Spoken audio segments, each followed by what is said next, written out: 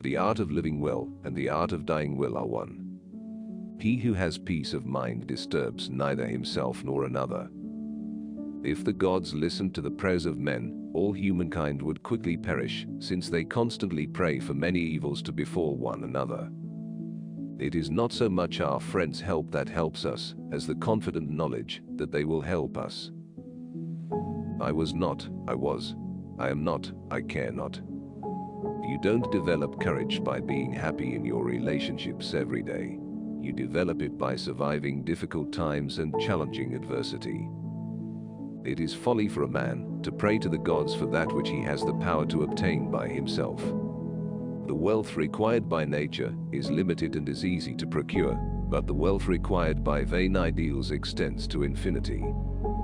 Never say that I have taken it, only that I have given it back. Do not spoil what you have by desiring what you have not. Remember that what you now have was once among the things you only hoped for. He who is not satisfied with a little is satisfied with nothing.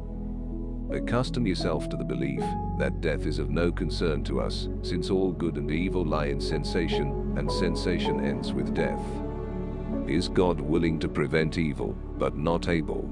Then he is not omnipotent. Is he able, but not willing? Then he is malevolent. Is he both able and willing? Then whence cometh evil? Is he neither able nor willing? Then why call him God? Of all the means to ensure happiness throughout the whole life, by far the most important is the acquisition of friends. Not what we have, but what we enjoy constitutes our abundance. Death does not concern us, because as long as we exist, death is not here. And when it does come, we no longer exist. I have never wished to cater to the crowd, for what I know they do not approve, and what they approve I do not know. I am writing this not to many, but to you. Certainly we are a great enough audience for each other. The true belief that death is nothing to us makes a mortal life happy, not by adding to it an infinite time, but by taking away the desire for immortality. We must therefore pursue the things that make for happiness, seeing that when happiness is present, we have everything, but when it is absent, we do everything to possess it. He who says either that the time for philosophy has not yet come, or that it has passed, is like someone who says that the time for happiness has not yet come, or that it has passed.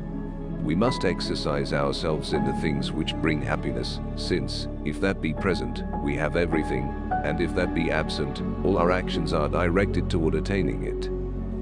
If thou wilt make a man happy, add not unto his riches, but take away from his desires. If a person fights the clear evidence of his senses, he will never be able to share in genuine tranquility. The large fortune is accumulated by extremely hard work, but thus, life becomes miserable. It is not possible for a man to banish all fear of the essential questions of life, unless he understands the nature of the universe, and unless he banishes all consideration that the fables told about the universe could be true. Therefore a man cannot enjoy full happiness, untroubled by turmoil, unless he acts to gain knowledge of the nature of things. How unhappy are the lives of men! How purblind their hearts! The cry of the flesh bids us escape from hunger, thirst, and cold, for he who is free of these, and expects to remain so, might live in happiness even with Zeus. Necessity is a bad thing, but there is no necessity to live with necessity. The noble man is chiefly concerned with wisdom and friendship. Of these, the former is a mortal good, the latter an immortal one. To eat and drink without a friend is to devour like the lion and the wolf. All friendship is desirable in itself, though it starts from the need of help. I never desired to please the rabble. What pleased them, I did not learn, and what I knew was far removed from their understanding. We should look for someone to eat and drink with, before looking for something to eat and drink.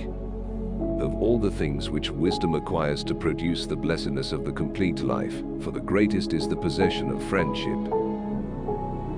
The blessed and indestructible being of the divine has no concerns of its own, nor does it make trouble for others. It is not affected by feelings of anger or benevolence, because these are found where there is lack of strength. The opinions held by most people about the gods are not true conceptions of them, but fallacious notions, according to which awful penalties are meted out to the evil, and the greatest of blessings to the good. Pleasure and pain, moreover, supply the motives of desire and of avoidance, and the springs of conduct generally. We must free ourselves from the prison of everyday affairs and politics. Men inflict injuries from hatred, jealousy, or contempt, but the wise man masters all these passions by means of reason.